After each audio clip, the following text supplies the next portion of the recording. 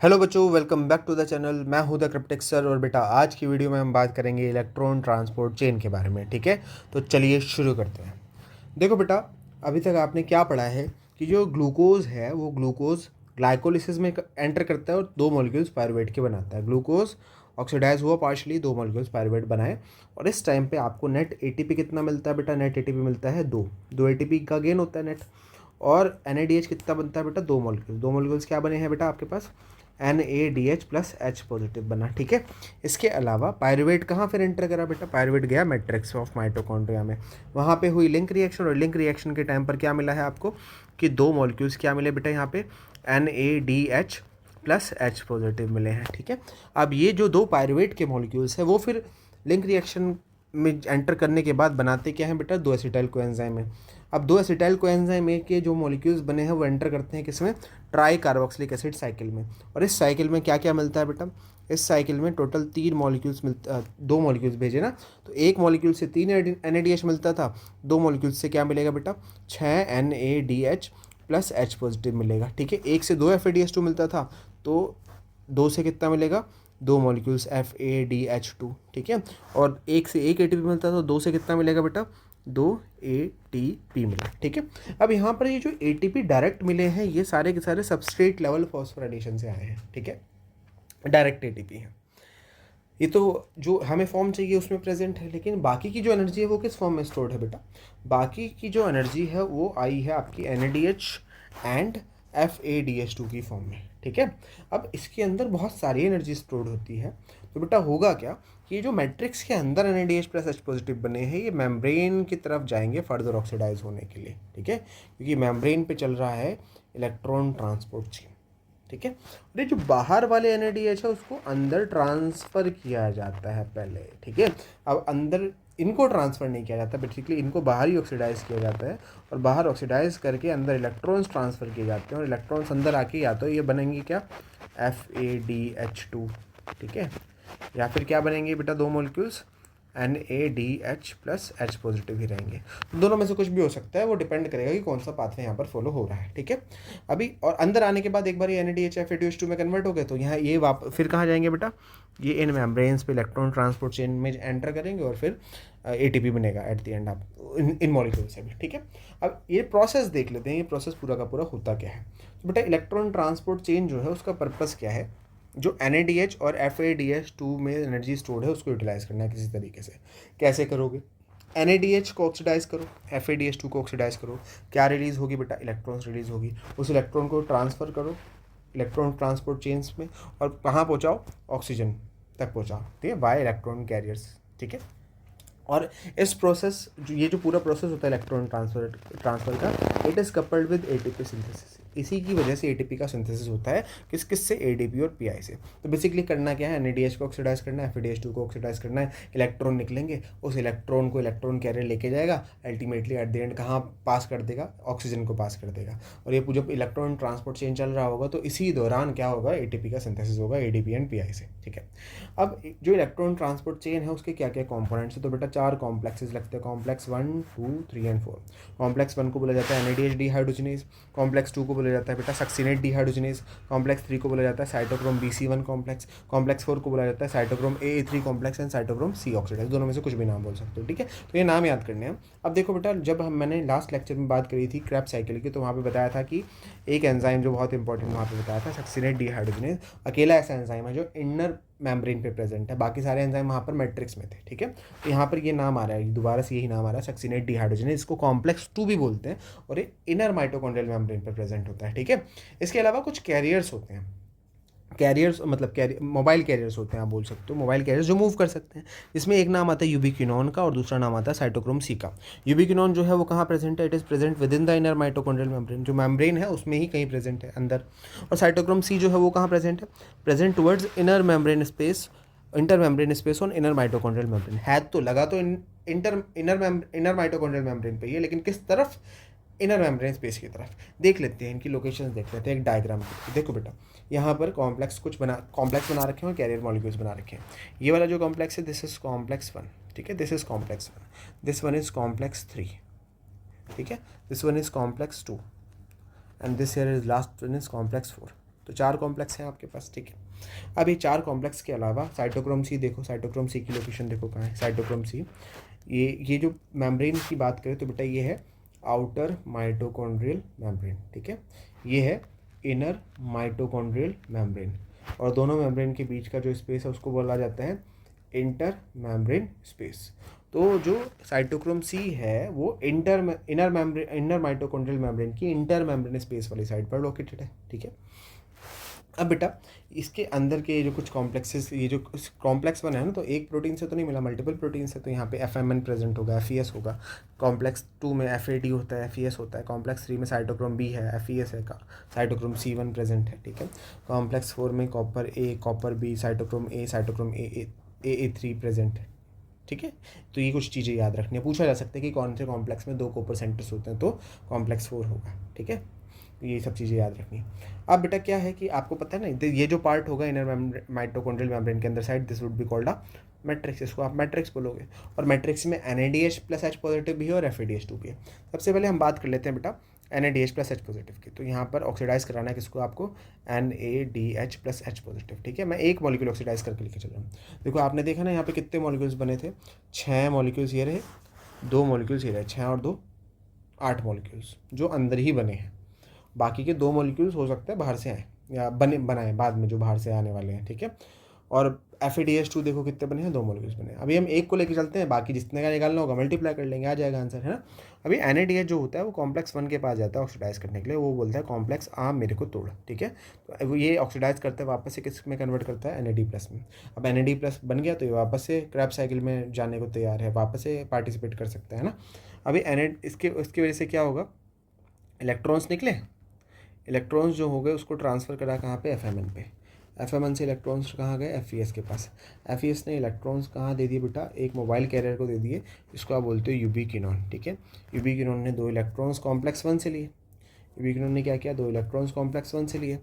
और प्रोटॉन्स कहाँ से लेगा बेटा, ये प्रोटॉन्स लेगा ये कहाँ से, प्रोटॉन्स ले लेता है ये बेटा कहाँ से, मैट्रिक्स से। और ये किस में कन्वर्ट हो जाएगा, ubiquinone gets converted into ubiquinol, UQS2, ठीक है। 2 इलेक्ट्रॉन्स 2 प्रोटॉन्स लेके UQS2 में कन्वर्ट हो गया। अब UQS2 जब वापस से यूबिक्विनोन में कन्वर्ट होगा तो ये अपने इलेक्ट्रॉन्स तो आगे ट्रांसफ़र कर देगा, कहाँ ट्रांसफ़र कर देगा, साइटोक्रोम B को ट्रांसफ़र कर देगा। साइटोक्रोम B से इलेक्ट्रॉन्स कहाँ गए, FES के पास चले गए इलेक्ट्रॉन। साइटोक्रोम B से इलेक्ट्रॉन FES के पास, FES से इलेक्ट्रॉन कहाँ गए, साइटोक्रोम C1। और साइटोक्रोम C1 ने इलेक्ट्रॉन किसको दिए, साइटोक्रोम C को दिए। तो इलेक्ट्रॉन्स किसके पास आ गए बेटा, साइटोक्रोम C के पास आ गए। अब साइटोक्रोम C जो है मोबाइल कैरियर है, मूव कर सकता है, तो बेटा ये अपनी जगह छोड़ेगा, इलेक्ट्रॉन्स को लेकर सीधा पहुँचेगा कहाँ पर, कॉम्प्लेक्स 4 के पास। कॉम्प्लेक्स 4 के पास पहुँचने के बाद साइटोक्रोम C जो है वो अपना इलेक्ट्रॉन कॉपर A को देगा।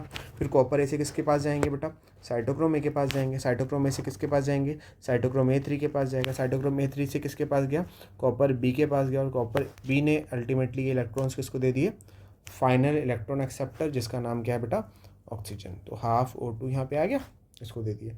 और साथ के साथ और क्या हुआ, इसने मैट्रिक्स में से और क्या ले लिया बेटा, 2 प्रोटॉन्स भी ले लिया। 2 प्रोटॉन्स कहाँ से लिया, मैट्रिक्स में से ले लिया, ठीक है।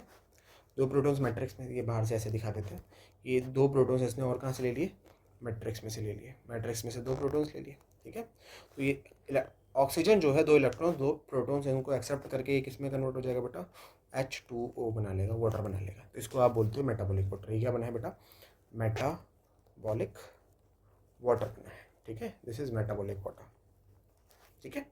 तो ये पूरा का पूरा पाथवे था जिसमें NADH को ऑक्सीडाइज किया गया है। तो यहाँ पे आप देख पा रहे हो कि कौन कौन से कॉम्प्लेक्स इन्वॉल्व है। कॉम्प्लेक्स 1 इन्वॉल्व है, कॉम्प्लेक्स 3 इन्वॉल्व है और कॉम्प्लेक्स 4 इन्वॉल्व होता है, ठीक है। और ये इलेक्ट्रॉन का जब भी ट्रांसफर हो रहा है तो बेटा along the concentration, along the energy gradient होता है, कि मतलब हाई एनर्जी से लो एनर्जी की तरफ मूव कर रहा है इलेक्ट्रॉन, ठीक है। तो मतलब अगर हाई एनर्जी से लो एनर्जी की तरफ, मतलब मान लो इलेक्ट्रॉन यहाँ था, या दूसरे कलर से दिखा देते हैं। फॉर एग्जाम्पल मान लो कि इलेक्ट्रॉन यहाँ था, इलेक्ट्रॉन को यहाँ आना है। तो इलेक्ट्रॉन को यहाँ से नीचे आना है तो इसको क्या करना पड़ेगा, थोड़ी सी एनर्जी रिलीज़ करनी पड़ेगी, है ना, एनर्जी रिलीज़ करनी पड़ेगी। तो ये वही एनर्जी रिलीज़ करता करता नीचे की तरफ मूव कर रहा है, डाउन हिल मूवमेंट होता है यहाँ पर पूरा का पूरा, ठीक है। अब ये एनर्जी मान लिया, चलो एनर्जी रिलीज़ कर रहा है, मूव कर रहा है, तो बेटा एनर्जी रिलीज़ कर रहा है तो एनर्जी गई कहाँ, है ना। बेटा एनर्जी कहाँ गई, एनर्जी कहीं नहीं गई, एनर्जी चली गई प्रोटॉन्स को पंप करने के लिए, ठीक है। देखो जब कॉम्प्लेक्स 1 से इलेक्ट्रॉन्स रिलीज़ हो रहे हैं तो एनर्जी रिलीज़ हुई, एनर्जी रिलीज़ हुई तो उसने क्या करा, कॉम्प्लेक्स 1 ने 4 प्रोटॉन्स को उठा के फेंक दिया, 4 प्रोटॉन्स को मैट्रिक्स से उठाया, कहाँ फेंक दिया, इंटर मेम्ब्रेन स्पेस में फेंक दिया।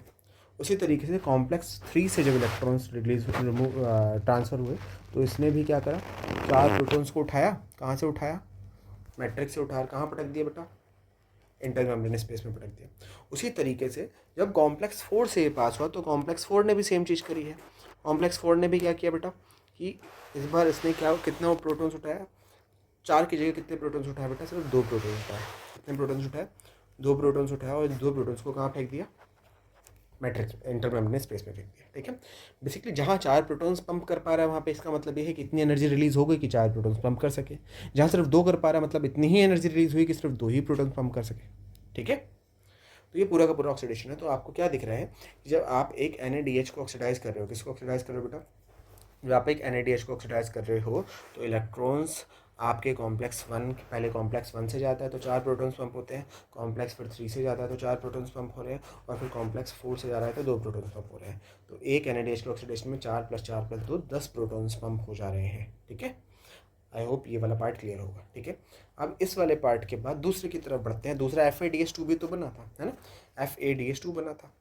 अब ये जो FADH2 बना है ये कॉम्प्लेक्स 1 के पास ना जाकर कहाँ जाता है ऑक्सीडाइज होने के लिए, कॉम्प्लेक्स 3 के पास जाता है। ठीक है, FAD पॉजिटिव में ऑक्सीडाइज होगा, FAD पॉजिटिव में कन्वर्ट हो जाएगा, फिर इलेक्ट्रॉन्स को ट्रांसफ़र कर जाता है। इलेक्ट्रॉन्स को कहाँ ट्रांसफ़र करा, पहले FAD के पास गया, FAD से कहाँ गया, FES के पास गया, फिर FES ने इस इलेक्ट्रॉन को कहाँ दे दिया बेटा, एक मोबाइल इलेक्ट्रॉन कैरियर को दिया, उसका नाम क्या था, यूबिक्विनोन। अब जानते हो यूबिक्विनोन 2 इलेक्ट्रॉन्स तो ले लेगा कॉम्प्लेक्स 3 से, कॉम्प्लेक्स 2 से, लेकिन प्रोटॉन्स कहाँ से लेगा बेचारा, प्रोटॉन्स इसको चाहिए मैट्रिक्स से। मैट्रिक्स से क्या लेगा, प्रोटॉन्स।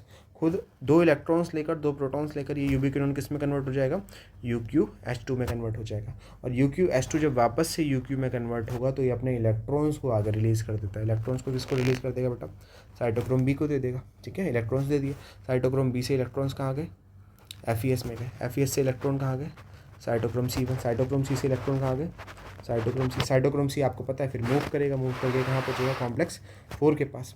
अब इसके पास 2 इलेक्ट्रॉन्स है ना, ये 2 इलेक्ट्रॉन्स उठा के किसको देगा, कॉपर A को देगा। कॉपर A से कहाँ जाएंगे, साइटोक्रोम A के पास जाएंगे। साइटोक्रोम A से इलेक्ट्रॉन कहाँ गया, copper, cytochrome A3, cytochrome AC से इलेक्ट्रॉन कहाँ गया, कॉपर B, और कॉपर B से इलेक्ट्रॉन कहाँ चला गया, वह फाइनल इलेक्ट्रॉन एक्सेप्टर के पास, जिसका नाम क्या बेटा, ऑक्सीजन, जो कि अगेन 2 प्रोटॉन्स लेगा और किस में कन्वर्ट हो जाएगा, मॉलिक्यूलर मेटाबॉलिक वाटर में। क्या बना लेगा, मेटाबॉलिक वाटर बना लेगा, मेटाबॉलिक वाटर बना लेगा। ठीक है, तो यहाँ पे ये जो ग्रीन कलर से बना है वो पाथ है FADH2 के ऑक्सीडेशन का। मैं दिखा देता हूँ क्या हुआ यहाँ पे। FADH2 का जब ऑक्सीडेशन हुआ है तो उस समय पे FADH2 जो है वो पहले तो गया FAD कॉम्प्लेक्स 2 के पास, कॉम्प्लेक्स 2 से फिर यूबिक्विनोन से फिर कहाँ गया, कॉम्प्लेक्स 3 के पास गया, कॉम्प्लेक्स 3 से कहाँ, साइटोक्रोम C। ठीक है, साइटोक्रोम C से कॉम्प्लेक्स 4 के पास, और अल्टीमेटली कहाँ गया, ऑक्सीजन के पास गया। ठीक है, अब यहाँ पर भी ध्यान देने वाली क्या बात है बेटा कि जब ये ऑक्सीडाइज हो रहा है, FADH2 जब ऑक्सीडाइज हो रहा है तो उस टाइम पर भी प्रोटॉन्स पंप हो रहे हैं जब इलेक्ट्रॉन इसके कॉम्प्लेक्सेस के थ्रू गुजर रहा है। अब देखो यहाँ पे जो कॉम्प्लेक्स 2 है वो एक पंप की तरह काम नहीं करता, तो ये तो प्रोटॉन्स पंप ही नहीं कर पाएगा, लेकिन कॉम्प्लेक्स 3 तो काम करता है। और कॉम्प्लेक्स 3 कितने प्रोटॉन्स पंप कर देता है बेटा, आपको पता है, 4 प्रोटॉन्स पंप कर देगा। कितने प्रोटॉन्स पंप कर देगा, 4 प्रोटॉन्स को पंप कर देगा, 4 प्रोटॉन्स पंप हो गए। फिर कॉम्प्लेक्स 4 के पास गया, कॉम्प्लेक्स 4 भी कितने प्रोटॉन्स पंप कर देता है बेटा, आपको पता है, ये 4 प्रोटॉन्स को 4 नहीं, कितने प्रोटॉन्स आ जाते हैं यहाँ पर, ये सिर्फ 2 ही प्रोटॉन्स को पंप करता है। कितने प्रोटॉन्स, 2 प्रोटॉन्स को पंप कर देगा, कहाँ से, कहाँ, मैट्रिक्स से इंटर मेम्ब्रेन स्पेस में। ठीक है, तो ये 2 प्रोटॉन, 4 प्रोटॉन, 2 4। ठीक है, तो जब आप ध्यान से देखना बेटा, अब जब NaDH ऑक्सीडाइज हुआ है तो कॉम्प्लेक्स 1 3 4 इन्वॉल्व है, FADH2 ऑक्सीडाइज हुआ है तो कॉम्प्लेक्स 2 3 एंड 4 इन्वॉल्व है। NaDH के लिए 2 इन्वॉल्व नहीं था, FADH2 के लिए 1 इन्वॉल्व नहीं था। ठीक है, कौन कौन प्रोटॉन पंप कर पा रहे हैं, 1 3 एंड 4। कॉम्प्लेक्स 2 प्रोटॉन पंप करता है, नहीं करता। ठीक है, जब NaDH ऑक्सीडाइज हो रहा है तो कितने प्रोटॉन्स पंप हो रहे हैं, टोटल 10। जब FADH2 ऑक्सीडाइज हो रहा है तो कितने प्रोटॉन्स पंप हो रहे हैं, 6। ठीक है, तो ये सब चीज़ें आपको अच्छे से याद रखनी है इन इलेक्ट्रॉन ट्रांसपोर्ट चेन। ठीक है, अब यहाँ पर आगे देखो, आगे क्या है बेटा कि मैंने बताया था ना कि ये जो इलेक्ट्रॉन ट्रांसफर होगा it would be coupled with ATP synthesis, है ना। अब यहाँ पे समझना बेटा, ATP सिंथेसिस हो क्यों रहा है, तो उसको, उस प्रोसेस को आप क्या नाम दे रहे हो, ऑक्सीडेटिव फॉस्फोरेशन। आपको पता है ना, फॉस्फोरेशन का मतलब होता है एडिशन ऑफ फॉस्फोरस। अब आपको क्या बोल रहे हो कि ADP में आप इनऑर्गेनिक फॉस्फेट ऐड कर दो तो क्या बन जाएगा, ATP बन जाएगा, यही बोलोगे है ना, ये बनता है। लेकिन बॉन्ड बनाने के लिए एनर्जी चाहिए, फोटोसिंथेसिस के लिए एनर्जी कौन दे रहा था, फोटोसिंथेसिस के लिए एनर्जी दे रहा था लाइट। लेकिन यहाँ पे एनर्जी कहाँ से आ रही है, ऑक्सीडेशन रिडक्शन रिएक्शन के कारण। यहाँ पर आपको क्या देखने को मिल रहा है कि इलेक्ट्रॉन निकला तो जिस मॉलिक्यूल से निकला उसका ऑक्सीडेशन हो गया, जिस मॉलिक्यूल में जा रहा है उसका क्या हो रहा है, रिडक्शन हो रहा है। तो बार बार यही तो हो रहा है, ऑक्सीडेशन रिडक्शन ट्रांसफर के टाइम पर। और ऑक्सीडेशन रिडक्शन की वजह से ही क्या होता है, यहाँ पर एनर्जी रिलीज हो रही है। उसी एनर्जी से क्या होगा, प्रोटॉन्स पंप होंगे और उस प्रोटॉन्स की वजह से प्रोटॉन ग्रेडियंट बनेगा और ग्रेडियंट को तोड़ोगे तो एनर्जी बनेगी। तो प्राइमरीली एनर्जी आ कहाँ से रही है, तो ऑक्सीडेशन रिडक्शन की वजह से आ रही है। जैसे यहाँ पे NADH+H पॉजिटिव क्या हुआ है, ऑक्सीडाइज हुआ है ना, तभी तो इलेक्ट्रॉन निकला है। FADH2 क्या हुआ है, ऑक्सीडाइज हुआ है, तभी तो इलेक्ट्रॉन निकला है ना, यही चीज़ हुई है। तो बेटा यहाँ पे जो रिएक्शन है उसको आप नाम देते हो ऑक्सीडेटिव फॉस्फोराइलेशन, क्योंकि जो एनर्जी बन रही है ATP बनाने के लिए जो एनर्जी आ रही है वो ऑक्सीडेशन रिडक्शन रिएक्शंस की वजह से आ रही है। The energy for phosphorylation of ATP comes from oxidation reduction reaction. अब जब आप फोटोसिंथेसिस में देखते तो वहाँ पे फोटो फॉस्फोराइलेशन बोलते थे क्योंकि एनर्जी आती है थीजन लाइट से, यहाँ पे एनर्जी आ रही है ऑक्सीडेशन रिडक्शन रिएक्शन से। ठीक है, कीमोऑस्मोटिक हाइपोथेसिस वहाँ पे भी पढ़ी थी, यहाँ पे भी पढ़ी थी। कीमोऑस्मोटिक हाइपोथेसिस ये बताती थी कि ATP सिंथेसिस कराने के लिए क्या क्या चीज़ें की ज़रूरत पड़ती है। तो बेटा 4 चीज़ें चाहिए थी, आपको पता है, membrane, proton pump, proton gradient and ATP synthase. Membrane यहाँ पर है, हाँ है, कौन सी, इनर माइटोकॉन्ड्रियल मेम्ब्रेन, क्योंकि सारा का सारा electron transport chain inner mitochondrial membrane पर चल रहा है ना। इसके अलावा क्या प्रोटॉन पंप है, हाँ है, कॉम्प्लेक्स 1, कॉम्प्लेक्स 3, कॉम्प्लेक्स 4 सब प्रोटॉन पंप की तरह काम कर रहे हैं। आपको पता है कॉम्प्लेक्स 2 से कोई प्रोटॉन पंप नहीं होता, तो वो प्रोटॉन पंप की तरह काम नहीं कर सकता। इसके अलावा अगर प्रोटॉन ग्रेडियंट की बात करें तो देखा कि सभी ने प्रोटॉन मैट्रिक्स से उठा के इंटर मेम्ब्रेन स्पेस में फोड़ा है। मैट्रिक्स से उठाया, कहाँ भेज दिया, इंटर मेम्ब्रेन स्पेस में भेज दिया। तो इंटर मेम्ब्रेन स्पेस में प्रोटॉन की कंसंट्रेशन क्या हो गई है बेटा, बढ़ गई है। लेकिन मैट्रिक्स में प्रोटॉन की कंसंट्रेशन क्या हो गई है, कम हो गई है। तो यहाँ पे प्रोटॉन ग्रेडियंट सेटअप हो चुका है। इसके अलावा यहाँ पर मेम्ब्रेन में एक और पार्टिकल होता है जिसको आप बोलते हो F0 F1 पार्टिकल। फोटोसिंथेसिस के टाइम पर आपने देखा था CF0 CF1 पार्टिकल, यहाँ पे आप सिर्फ F0 F1 पार्टिकल बोलते हो। ठीक है, अब यहाँ पर भी सेम चीज़ है, ये आउटर माइटोकॉन्ड्रियल मेम्ब्रेन है, ठीक है, ये इनर माइटोकॉन्ड्रियल मेम्ब्रेन है, ये बीच वाला जो स्पेस है इसको आप बोलते हो इंटर मेम्ब्रेन स्पेस, ये वाला जो पार्ट है दिस इज कॉल्ड मैट्रिक्स, ये क्या है, मैट्रिक्स है। अब पूरा प्रोसेस देखने के बाद आपको इतना पता चला कि यहाँ पर इस जगह पर प्रोटॉन की कंसंट्रेशन ज़्यादा है, लेकिन मैट्रिक्स में प्रोटॉन की कंसंट्रेशन कम है। तो जो प्रोटॉन्स है वो कहाँ से कहाँ मूव करेंगे बेटा, इंटर मेम्ब्रेन स्पेस से मैट्रिक्स की तरफ मूव करेंगे। कहाँ से कहाँ मूव करेंगे, इंटर मेम्ब्रेन स्पेस से मैट्रिक्स की तरफ। तो यहाँ से इस जगह से मैट्रिक्स की तरफ मूव करेंगे। और कितने प्रोटॉन्स मूव करते हैं, तो बेटा एक्चुअल चीज़ कुछ हो रहा है, लेकिन आप इतना बोल सकते हो कि 4 प्रोटॉन्स रिक्वायर्ड होते हैं फॉर सिंथेसिस ऑफ 1 ATP। ठीक है, ADP + PI, इससे आप ATP बना सकते हो, लेकिन 4 प्रोटॉन्स की रिक्वायरमेंट होती है। ठीक है, अब ज़रा स्टिशियोमेट्री को ध्यान से समझना। आपको इतना समझ में आ गया ना, 4 प्रोटॉन्स चाहिए है ना। अभी आपने देखा कि एक NADH जो है, एक NADH ऑक्सीडाइज होता है, इलेक्ट्रॉन ट्रांसपोर्ट, उसके इलेक्ट्रॉन ट्रांसपोर्ट चेन में एंटर करते हैं, तो टोटल 10 प्रोटॉन्स पंप होते हैं। अब 4 प्रोटॉन से 1 ATP बनता है, तो 10 प्रोटॉन से 2.5 ATP बनेगा। उसी 2.5 को राउंड ऑफ करके आप कितना बोलते हो, 3 ATP बनता है। ठीक है, इसलिए आप क्या बोलते हो कि एक NADH से कितना ATP मिल रहा है आपको, 3 ATP मिल रहा है ना। अब दूसरी चीज़ देखो, एक FADH2 से 6 प्रोटॉन पंप हो रहे थे है ना। अब 4 प्रोटॉन से 1 ATP, तो 6 प्रोटॉन से 1.5 ATP मिलेगा। ठीक है, अब 1.5 ATP को राउंड ऑफ करके आप क्या बोल देते हो, 2 ATP बोल देते हो। इसलिए आप ये बोलते हो कि एक FADH2 से 2 ATP बनता है। ठीक है, तो एट द एंड आपको क्रक्स क्या याद रखना है कि अगर एक NADH+H पॉजिटिव है तो उससे आपको कितना ATP मिलेगा, 3 ATP मिलेगा। ठीक है, और अगर एक FADH2 है तो इससे आपको कितना ATP मिलेगा बेटा, 2 ATP मिलेगा। ठीक है, इसको हम आगे यूज़ करने वाले हैं जब हम एनर्जी बैलेंस शीट तैयार करेंगे, तो ये चीज़ आपको याद रहनी चाहिए। ठीक है तो बेटा इस वीडियो के लिए बस इतना ही। आई होप आपको ये लेक्चर समझ में आया होगा, पसंद आया होगा। अगर लेक्चर समझ में आया, पसंद आया तो वीडियो को लाइक करना, चैनल को सब्सक्राइब करना और अपने दोस्तों के साथ शेयर भी करना। ठीक है, अब हम मिलेंगे आपको एक नई वीडियो में नेक्स्ट टाइम। तब तक के लिए आप हंसते रहिए, पढ़ते रहिए, मुस्कुराते रहिए। Thank you and bye bye.